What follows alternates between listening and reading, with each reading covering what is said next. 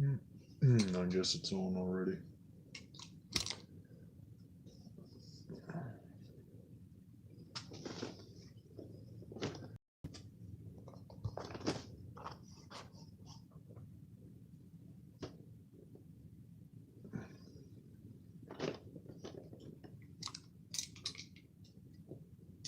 Cut the little tape tab.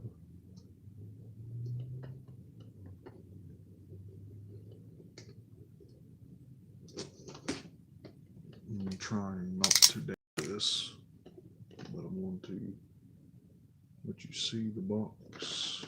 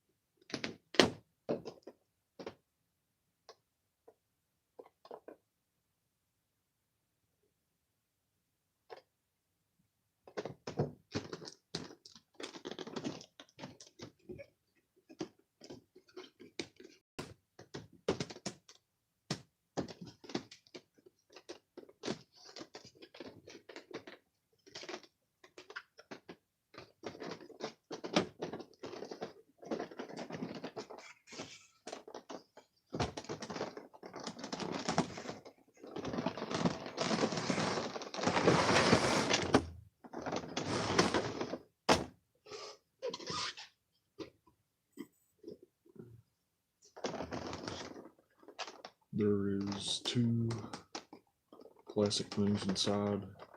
One of them has the wings right here on the bottom, and the inner one has the figure with the tail and accessories. So the wings here, pretty solid mold.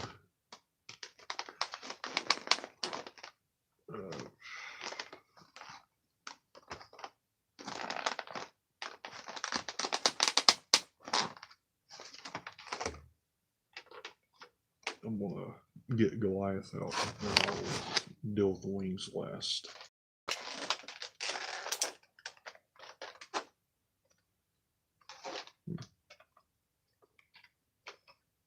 This will be a little bit tricky because I got him held in here kind of funny.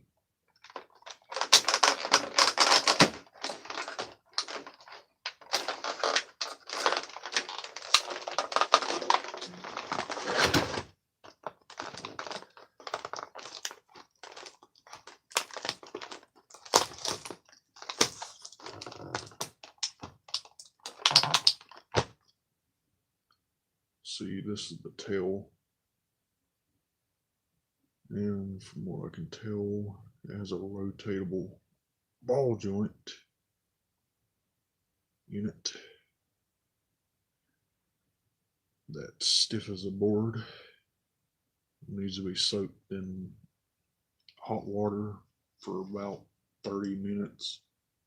Kind of microwave you some water and put it inside and just let it sit for a little bit. Just make sure you don't heat it up like on high as hell, because it won't be too good for your figure. Just be sure it's warm enough to loosen stuff like that up, because it's like some of Neca's Godzilla figure tails were always a pain to put in to their backsides.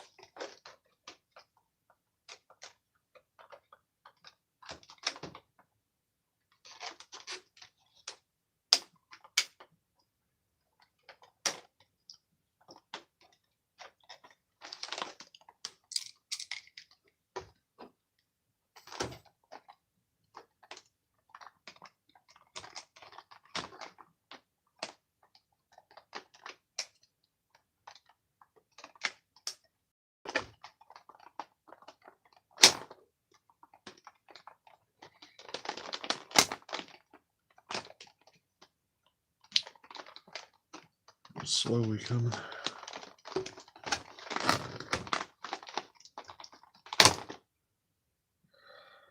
There's the thing that held him in.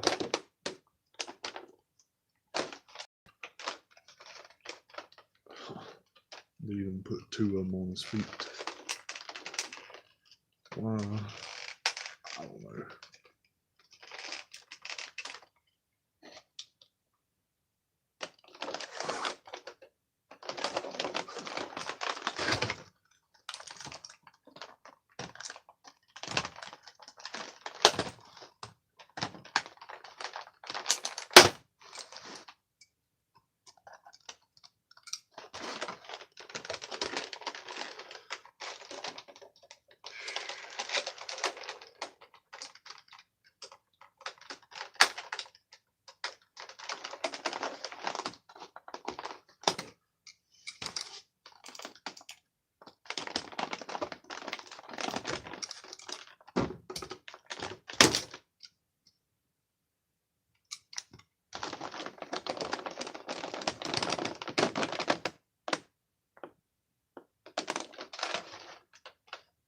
We all got one of the feet out, so bear with me. Don't want to slice my finger open trying to get this open.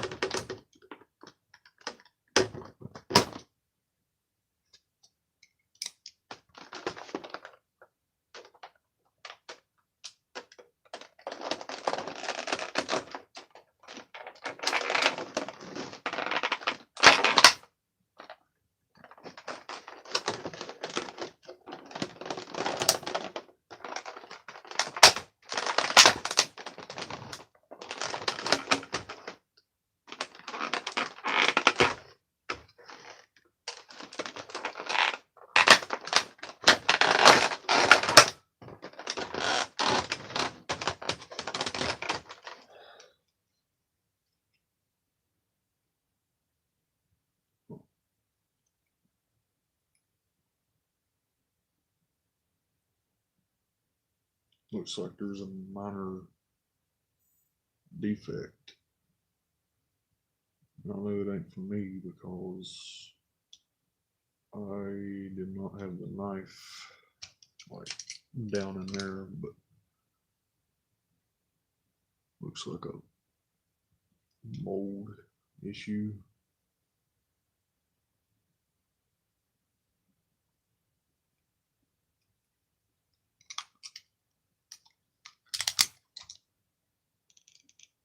You can kind of see it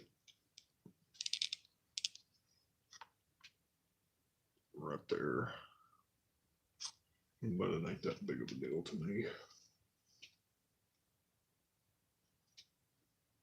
As long as the actual figure is in good shape, I don't care.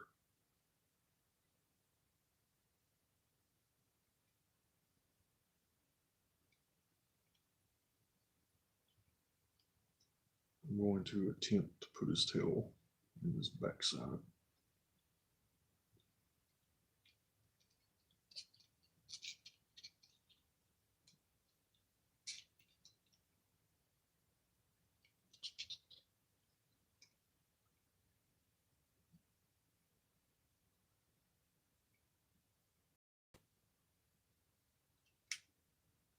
And it's in, surprisingly.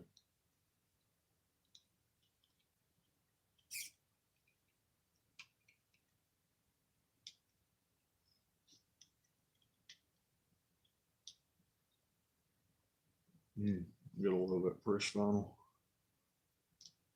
His hair even moves up.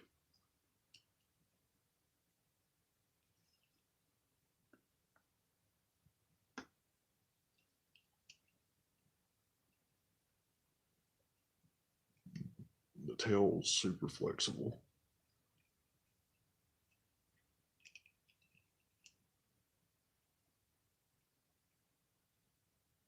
Kind of like one of them old bendy toys you'd get as a kid.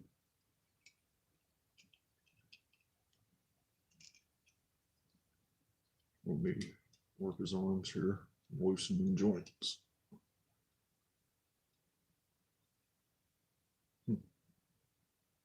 He's actually more looser than a lot of other Neca figures that I've opened in the past, which is surprising.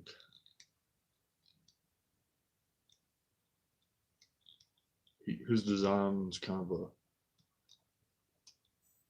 a combination of Greg Wiseman's cartoon, the animated series design, and his actual Gargoyles comic design. It looks a lot more comic-y, but very, very good. Let me see who sculpted this. Georgi Bijovic. I guess I said that right. Paint by John Wardell, Jeffrey Trapp. Prototypes were handled by TrueCast Studios. Photography for promotional images was handled by Stefan Mazurik. Randy Falk.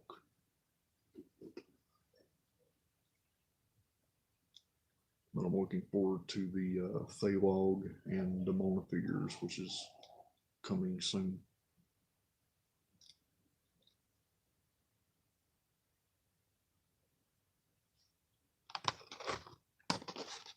Next is the wings.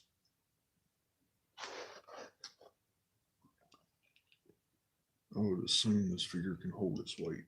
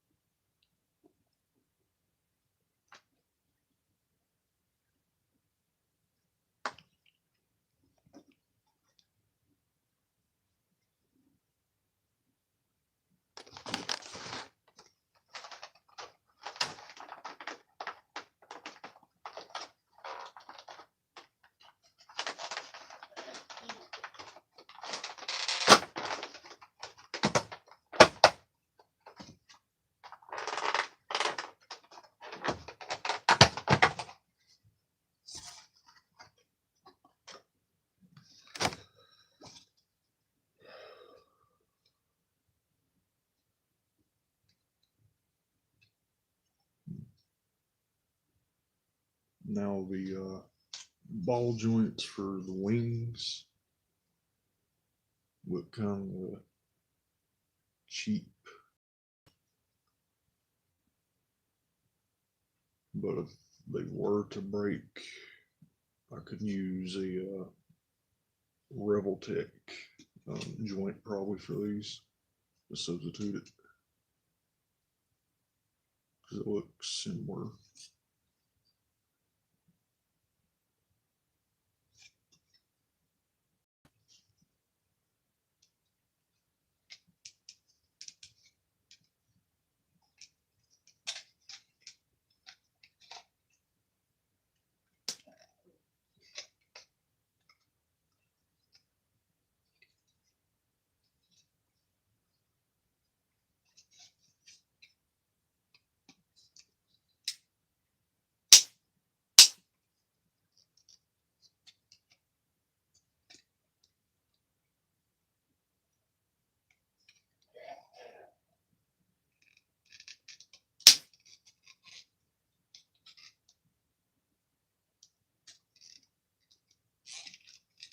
They do weigh a ton though.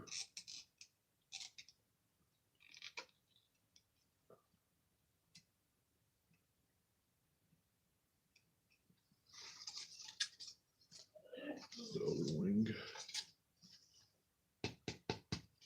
They are pretty damn tough.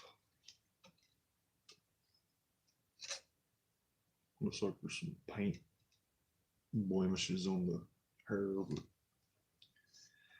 Neca manufactures these figures by the dozen, so none of them's going to be perfect.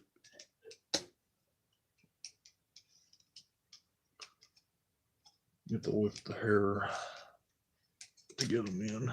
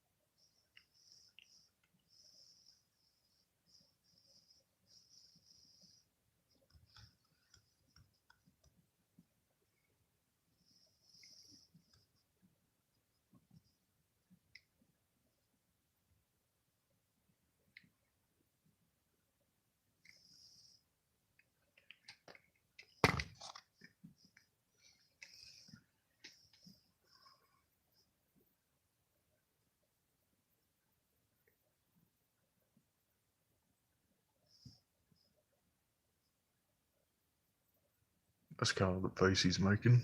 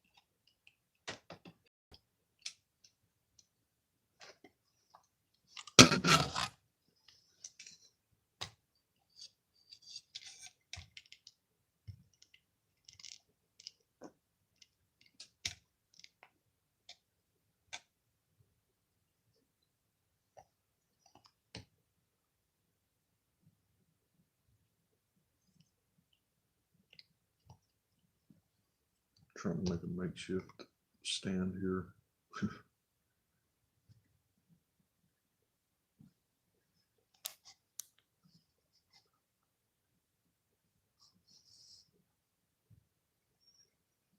But he also comes with one other head and a pepper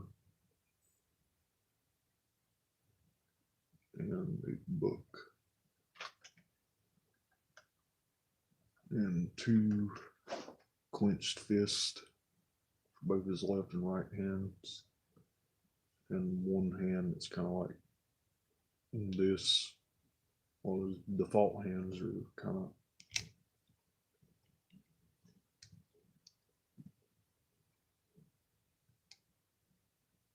open more like that.